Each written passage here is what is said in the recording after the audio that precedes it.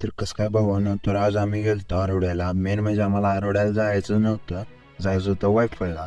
तर वायफळला जाताना आम्ही प्रत्येक गाडीला ओव्हरटेक करून चाललेलो आणि बापू काही सुट्टी देत नव्हता. 90च्या खाली काही स्पीड लावतच नव्हता.